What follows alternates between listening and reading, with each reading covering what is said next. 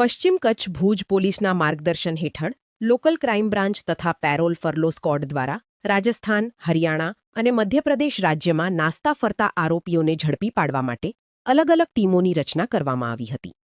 તે અનુસંધાને police sub inspector M L. Vaghela સાથે પેરોલ ફરલો સ્ક્વોડના police head constable Kanaksinh Gohil, Bhupendrasinh Zala તથા બલવંતસિંહ જાડેજા મધ્યપ્રદેશ રાજ્યમાં નાસ્તા ફરતા આરોપીઓની શોધખોળમાં હતા. તપાસ દરમિયાન હ્યુમન સોર્સિસ મારફતે માહિતી મળી હતી કે મુન્દ્રા પોલીસ સ્ટેશનમાં નોંધાયેલા પાર્ટ એ ગુનો રજિસ્ટર નંબર 1236/2022 હેઠળ આઈપીસી કલમ 380, 457 અને 114 મુજબના ગુનામાં ફરાર આરોપી છગન નાનસિંહ ઉર્ફે માનસિંહ મેડા, રહે બગોલી, તા કુક્ષી, થાના ટાંડા, જી ધારા, મધ્યપ્રદેશ પોતાના ઘરે હાજર છે. માહિતીના આધારે પોલીસ ટીમે ટાંડા પોલીસ સ્ટેશન હદ વિસ્તારમાં આવેલા ડુંગરાળ વિસ્તારમાં આરોપીના રહેણાંક સ્થળે પહોંચી કોર્ડન કરી તપાસ હાથ ધરી હતી. દરમિયાન આરોપી હાજર મળી આવતા તેની ઝડપી પાડી કાયદેસરની કાર્યવાહી માટે મુન્દ્રા પોલીસ સ્ટેશન ખાતે સોંપવામાં આવ્યો હતો.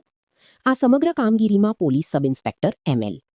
વાઘેલા સાથે ASI Harilal R Barot, police head constable Kanaksinh Gohil, Bhupendrasinh Zala તથા બલવંતસિંહ જાડેજાએ મહત્વપૂર્ણ ભૂમિકા ભજવી હતી.